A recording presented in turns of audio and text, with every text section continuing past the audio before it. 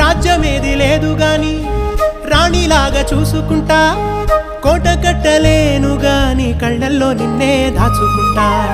రాత ఎట్లా రాసి ఉన్నా ఆ మార్చి నీతో రాసుకుంటా. స్వర్గమంటూ ఉన్నదంటే అది నీతోనే ప్రతిరోజు పంచుకుంటా.